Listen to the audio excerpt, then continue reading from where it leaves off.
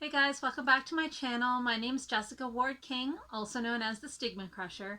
And here on this channel, we deal with issues of mental health and mental illness from my twin perspectives as a person with lived experience of bipolar 2 disorder, as well as a person with a PhD in experimental psychology. Sound like your jam? You are more than welcome here. Please remember to hit subscribe, and if you'd like to be notified each and every week when I post, hit that notifications bell as well. Remember to like and share widely, and please do comment. I will always write back.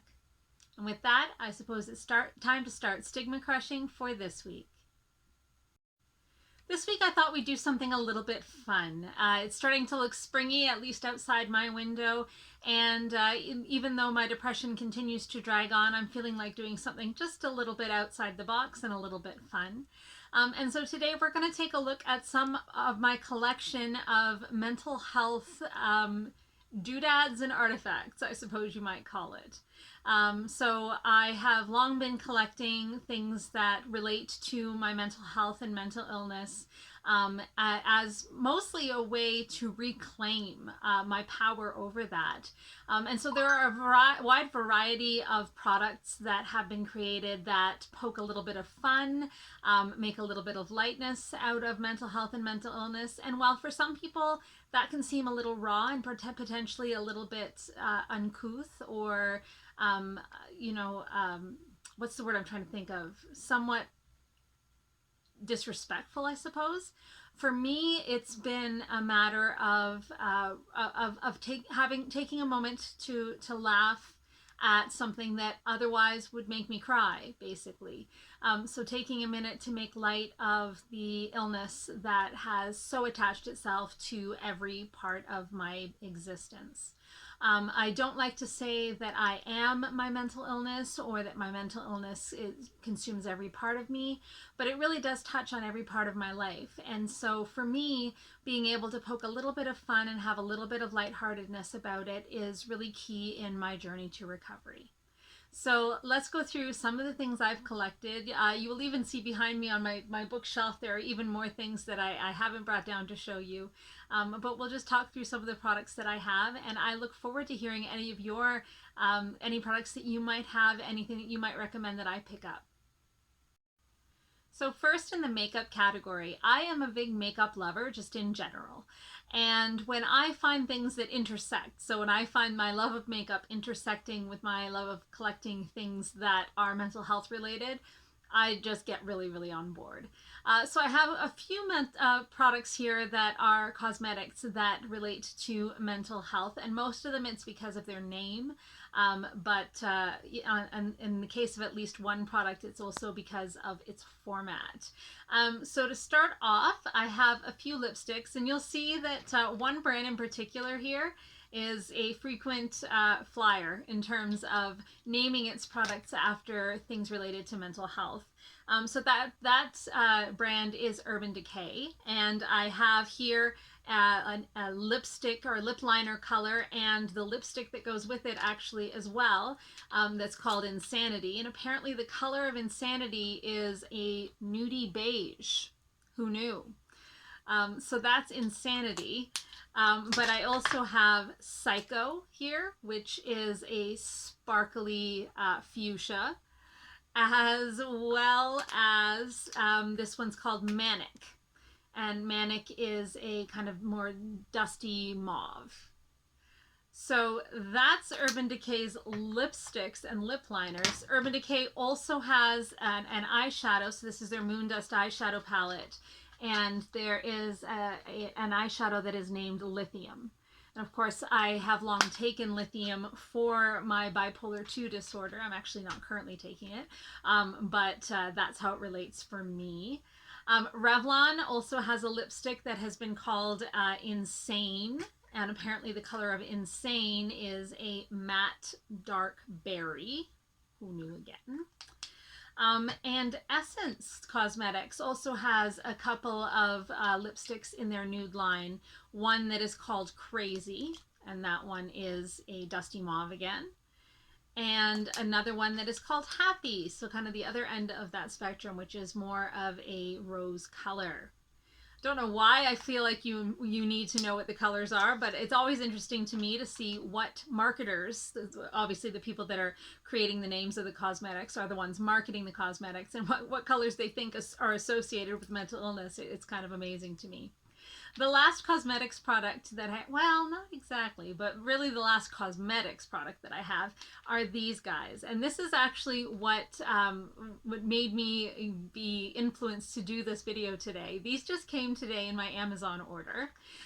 It is, as you can see, a pill box filled with colorful little pills. Let's see if I can show them to you.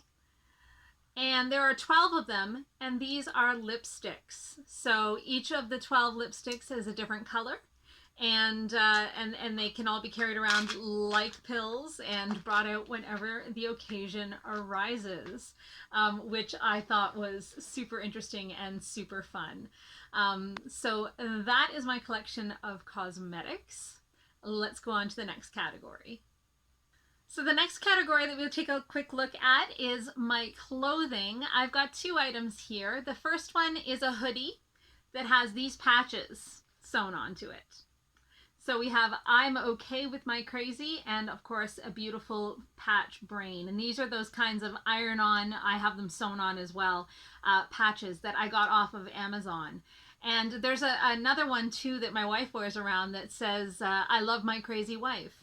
Now, these can seem very insensitive and disrespectful until you consider that we're really using them as a way of reclaiming what some people have thought has been appropriate that could potentially be harmful, but that we're reclaiming it as something and saying, you know what? I am okay with my crazy, and I'm not afraid to say it. The second item here is this lovely t-shirt that says cute but psycho. Again, not particularly the most respectful thing. Both of these were purchased at Value Village, so they are recycled pieces of clothing. You know, I'm trying to reclaim those pejorative words that are being used against me in my community as something that I can say, you know what? I'm badass too. Next up is my collection of anatomical neuron and brain related items. So the first super cute ones are these stuffies. You can see I've got 3 different sizes of neuron stuffies. So these guys come from the Giant Microbes collection, and you can get, you know, a variety of microbes, but also now you can get brain cells from this collection. And they're just super cute and super fun, and I love to have brains around. I also have this stuffy brain. I'm not sure why the brain is blue with some purple here on the cerebellum, but that is the color they decided on for this guy. I know why the gray ones, why the neurons are gray, because they make up gray matter, which literally is gray in the brain, but the blue brain has me a little perplexed. I've also got here another little stuffy that is supposedly a happy pill that laughs when you press it. Super annoying, but also super cute. Yes, you can stop anytime now. And going along with that theme of anatomical, I've got my brain bank, as well as my brain fart that makes noise. At least it used to. Oh, there we go. When you squeeze it, it makes a brain fart noise. This guy also is a squeezy brain that you can use. I think this one, yeah, this one the battery's running out, but it also makes a brain fart noise. And finally, in the brain category, I have got my little rainbow brain. Again, it's a squishy one, so a stress reliever. Does double duty, of course. Stress reliever and brain all in one. And these were mostly purchased at novelty stores. This one was actually from a trade show. It was a freebie that was got at a table, so I don't know where you can get that one from. But I imagine if you check online, it won't be too hard to find. Another category I have here is from my favorite psychologist. He's actually Freud, the psychoanalyst. So I've got my stuffy Freud, of course. I've got my bobble-headed Freud. I've got my Sigmund Freud candy, which looks like a book and contains banana flavored candy. Banana flavored, of course, because of Freud's famous obsession with the phallus and the banana shape. Banana flavored toothpaste as well. And then finally, I have my Freud pill box. The pill box itself is actually in use, but this is what it looks like on the outside of the little round snapped together pill box. And it says, don't forget to take your meds, because of course of Freud's obsession with what we forget and what we remember during psychoanalysis. So that's the Freud collection. Oh, forgot one, my Freud action figure. He even comes with a cigar to, smoke or whatever. And then finally, from the natural world, I have collected a couple of different things. I have here my brain coral, which I don't know if you can see it very well on there yet. There you go. This is actually coral from the ocean. Back in the days when we did not realize that it was not a great thing to be taking coral from the ocean, this actually came from my grandmother.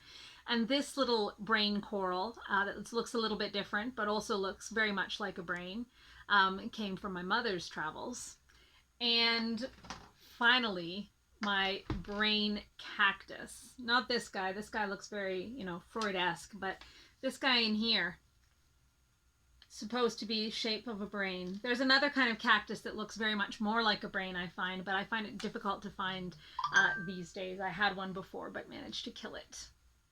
I guess no collection would be complete without these three psychoanalysts. We have Carl Jung, of course, Sigmund Freud, and there's Anna Freud, Sigmund's daughter, but a wonderful psychoanalyst in her own right, who studied mainly children and families. So these guys are, as you can see, finger puppets, but they're also magnets. So that's a lot of my collection. As you can see up on my shelf, I've got a brain in a jar. I've got an anatomically correct brain. I've got another smaller anatomically correct brain that's different colors for the different lobes of the brain. I've got brain hats. I've got a Carl Jung wine bottle. I've got the skull up there. I've got a variety of rats that I fell in love with when I was actually a psychology student and working with rats in experiments. So really my collection of psychology and mental illness and mental health related artifacts and doodads is quite extensive. And I'm hoping that you guys might be able to point me to some more that I can add to my collection. I'm really interested in all these fun things and being able to have things that bring me joy and levity and lightness, and maybe help me poke a little bit of fun at something that really isn't all that fun at all. But that can help me to reclaim my sense of humor and my resilience in the face of my mental illness. So that is all I wanted to do today. Like I said, something a little bit lighter, something a little bit less issues focused, but I hope you enjoyed seeing my collection. And please, please, please do add your recommendations to the comments down below. If you've got links to items on Amazon or on anywhere else on the internet too, do let me know. You might find some stuff in the Unemployed Philosophers Guild, for example. So do let me know if you have any other recommendations, and I will see you in my next one. Take care, guys. Bye. Stigma Crusher.